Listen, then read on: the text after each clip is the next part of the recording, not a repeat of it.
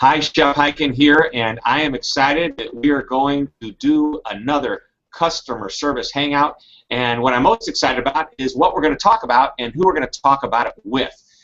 Today, we have a great person to hang out with. It is Elad Hoffman, and he is with NICE, which we'll get to what NICE does. Isn't that a great name, NICE? I just love that name, especially because it's so customer focused.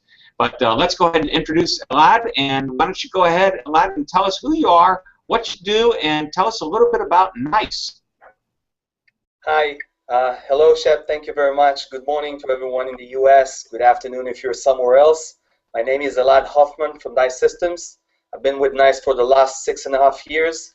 I'm a solution manager, and as the name attests, my goal in life is to find customer service problems and try to improve their experience and the way we do things today. NICE Systems in generally is doing everything which is related to call centers. Most of you may have heard when you pick up the phone and call to your ISP provider, bank, financial institution, insurance company, etc. You may have heard the opening statement. This call may be recorded and monitored for quality purposes, right? So this is what we do. This is NICE. We are the brains behind this message. We record the calls, we analyze them, we can extract amazing business insights from those conversations and help our customers, all those institutions, to find out what is their customers' pain points, what can be improved in their transaction, during the negotiation, during the service handling. Everything that can be done around a call, we support. Great. And so I love that about NICE. They look for ways to support the call and to enhance the customer's experience, which is really important, which is what this hangout is all about, because in a moment we're going to talk about real-time authentication. But what I want to ask you now is that in the current process, the typical customer, when they call somebody and they get a call center agent, what is the typical process that the customer has to go through? And frankly, sometimes it's not a whole lot of fun, is it? Yes, absolutely. If you think about what each and every one of us undergoes today when they call to one of their contact centers, regardless of the vertical, it doesn't matter if it's a banking, if it's a bank, if it's a credit card company, if it's your ISP, insurance company, etc., you have to go through a rigorous process of verifying your claimed identity. And we all know the funky questions that you may get today when you're talking with an associate on the other side of the line. Questions like, what's your mother's maiden name, the name of your last pet, where have you lived 5 years ago in Arizona, what is the last 4 digits of your social security number or credit card, etc., etc., etc.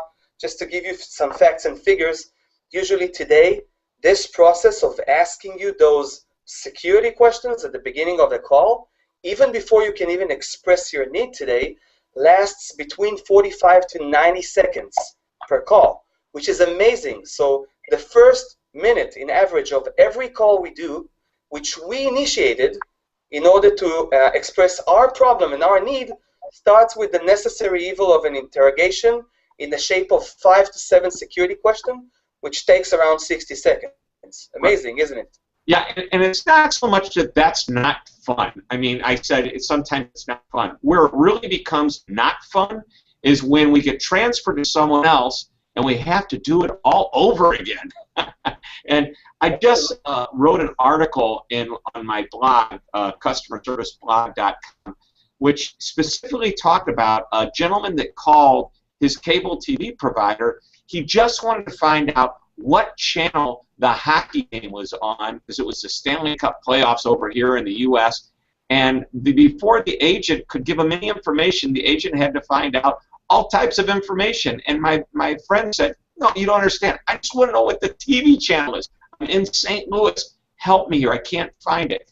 And by the time the agent finished up, it was over. The last goal had been scored, and game over. One of my favorite questions that one of these agents asked was what my position was on global warming as a security question. Now, I'm just kidding. I'm just kidding. So there is a solution to all of this, isn't there, Elad? Yes, I think there is a cure to this disease, And actually, the cure is quite simple. We believe that we have found something which I deem personally as a cookie cutter. I think that once we will talk about the solution momentarily, people would scratch their head, hopefully, and say, hey, how come we didn't think about it before? I mean, why should we wait until 2014 in order to discuss such an approach? So basically, the solution is quite simple. We have a cool technology, which is part of a bigger layer. The name is voice biometrics. And voice biometrics is all about how you, me, every person in the world has their own unique characteristics in their voice, which makes it unique.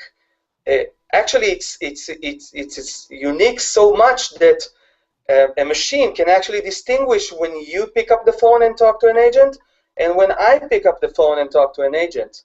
So voice biometrics, which compares around 100 different characteristics in each and everyone's voice, is accurate enough to discern between every two speakers that you may find out there. So when you leverage voice biometrics in live conversations in real time, you can actually distinguish between, to confirm the identity of a person when he or she is calling passively. So imagine a call coming into the call center.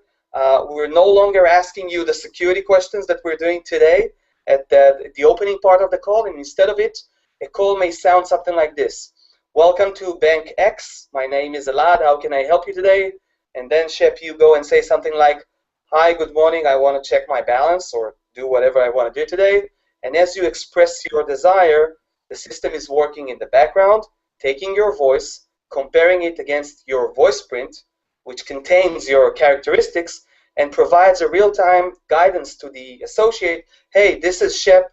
You're good to go. No need for security questions. Support the gentleman. So wow. So how do I get? You mentioned the voice print. How does that? How do you get that to start with? Do I have to, I guess, register for this and talk for a couple of minutes, or how does that work? Great question, Shep. So basically, I think that's the secret sauce, which is the foundations for all this beautiful solution. In order to use someone's voice and to authenticate them or verify them when they call, first we need to enroll them. But unlike the common procedure that is being carried out today by a handful of institutions, which is what we call active enrollment, where people have to proactively call to a dedicated phone extension and do a process where they utter a few utterances and present themselves and go through a vexing process of adding their voice into the repository. What we offer is something which we call seamless passive enrollment. And basically what we do, and I think it makes sense, we leverage the fact that you as a customer is already talking with the agent. And when you're talking with the agent, there's no reason in the world why we can't take the content of this conversation, take your voice, and convert it passively after the call to create your voice print. So there isn't any effort from your side and from the organization side because we do it automatically and passively.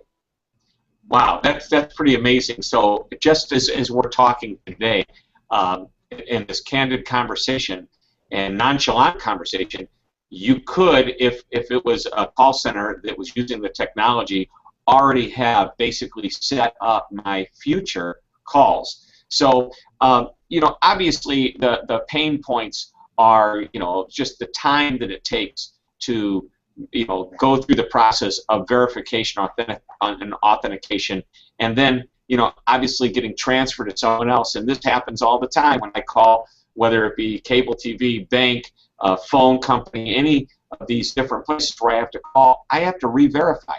So this is what blew me away. So we're in Las Vegas at your convention, which was called Nice Interactions, and there's probably a couple thousand people sitting in the audience, and I'm not sure if it was the CEO or the president on stage saying, okay, so how long does it take to get verified?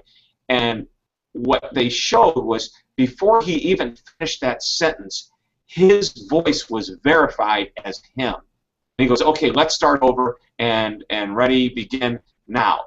So good morning, how are you? And like almost automatically the voice was verified. It took anywhere from 6 maybe to 10 seconds and it was so impressive. Is that what the typical customer is going to expect and the experience they're going to receive when they call a company that's using this technology? Yes, Shep. So you're spot on with the figures that you provided. All we need in order to verify someone's voice, once we have his voice print in the repository, is between 7 to 10 seconds of customer speech audio, which translates to something like 2 sentences, 2 phrases that you say. So, you know, a general statement like, "Hi, my name is Shep, and I'm interested in checking my balance in the last 2 months," or whatever, should be sufficient.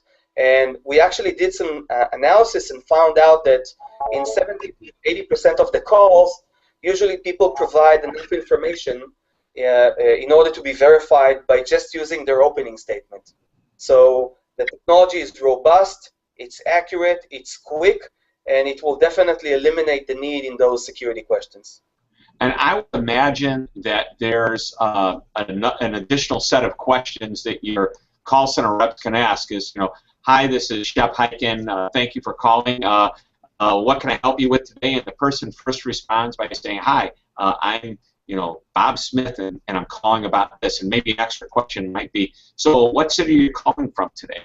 "Okay, great. How is it there? You know, what's the weather like?" Maybe those little questions give you the extra voice time that you need. Is that the type of thing you do? So first of all, this is a very interesting topic, what you're raising here. First of all, if you think about it, just by removing the security part, which we do today, which, as I come to think about it, is unnatural. We do it because we have to, right? Instead of letting the customer express his need at the beginning of the call, which is the natural evolution of a call, we stop them, we pause the conversation, we interrogate them in order to verify their identity, and then we continue. So what we are doing here, if you think about it, we are reinstating the right paradigm, right? We're changing the paradigm in order to make it more natural as you would have expected it to be, unless you had to be verified by, you know, by the agent. That's one comment. As per your question about do we need those additional questions that encourage the customer to share more information so we would have enough audio, so as I've mentioned, in 70 to 80% of the cases, this is unnecessary because just the short request that you express at the beginning of the call should be sufficient. However, you would be interested to learn that agents are encouraged to ask the customer at least one, we call it social question or soft question at the beginning of the call to do what they call KYC, know your customer. So they would, you know, open a more friendly conversation, break the ice a little bit. And yes, in those scenarios, this question will equip us with a little bit more information that can help us to even provide a better confidence. Absolutely. Right. So in a sense, you're building rapport with all of this, which I think is really cool because rather than create, I would call it an obstacle, but you know, a barrier to getting to the situation, you're actually building rapport in the process. I think it is such a win-win technology. So tell me, who else, if anybody, does this? And tell me how you came up with this. Are you the front runner? I've got a lot of questions here. If I'm running a call center, how can I implement this technology into my call center as quickly as possible? Because I think this is a phenomenal invention, if you will, that's going to just enhance the experience that the customer has with any company that decides that they're going to do this. Yeah, so obviously, thank you for the question. So obviously, NICE being a recording recording solutions vendor for the last 28 years, since 1986, is all about call recording. So you can find us obviously in most of the call centers worldwide in all the verticals. It only made sense, you know, as a natural evolution step that we will try to augment the solutions that we provide today and include the voice biometrics technology into all that we do today in a call center. Just for the audience to understand, in all the large institutions spread out there in the US and worldwide, you'll find NICE recording. So we record all the conversations, we archive the conversations, we analyze the context of the conversations, we provide quality monitoring solutions for the quality monitoring team in the call center, which is responsible for improving the service and improving the processes. And if it's not enough, we also provide desktop solutions for the call center associates that can guide them in real time what should be the next best action for selling perspective, upsell, cross-sell, customer improvement effort, etc. If you think about those myriad of solutions that we provide today, you would understand that it only makes sense now to add the voice biometrics piece and to provide an end-to-end journey for the customers. And what we're doing here is specifically handling the authentication service hurdle, simplifying it, and making it more friendly. Just one more comment about transfer that you mentioned before. I hear you, brother. I relate to the suffering and the atrocities of you that you need to go between 1, 2, 3 agents, and every time you need to start from scratch. So the good news is that with this solution, we don't only carry out the authentication information across the call, but we also carry out the context. So there's no need in the world, if you were verified successfully by the first agent, that you will have to suffer again and be interrogated by the subsequent agent. So what we do, we actually transfer the verification result on the desktop into the next agent in line, and this agent will probably say to you something like, hey, thank you very much, Shep. I understand that you were already successfully verified. No need for that. Let's continue. I love that. I love that. And I love some of the companies that I've been calling. I would imagine they're one of the few clients that you're not working with. One of the things that impressed me when I was at NICE Interactions is that the whole, I would say, as I listened to the general session that kicked the whole conference off and then went to some of the breakout sessions, so much of it was focused on the customer journey. And that's a big topic right now. We're not going to get into that, but it's just fascinating that that's just become one of the most important, relevant things. This is kicking off that customer's journey of the particular interaction of call center or agent support. And I just applaud you guys for enhancing that experience. I want to just ask 1 or 2 more questions. I know we're running out of time. Talk to me about the security. You talked about 100 different approaches to, I guess, digitizing or recognizing the voice. How close is it to a fingerprint? I would imagine it's probably far more difficult for me to mimic someone's voice than it is for me to get a few answers to some of the security questions that an agent might ask. So share with me the security aspect of this. So this is probably a paramount question, and it's important that our audience would feel comfortable with the technology, because this technology is attached to crucial processes which happen in real time.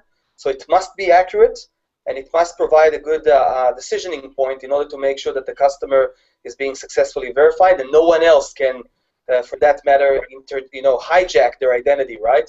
So rest your mind assured. Actually, voice biometrics is using more comparison points, what we call modalities, than fingerprint, which is amazing. In fingerprint, you're matching 49 different comparison points in the palm of your hand, or in the finger itself. In voice biometrics, you're comparing more than 100 parameters, which is actually, I think, staggering information. One would expect that the fingerprint would be more robust.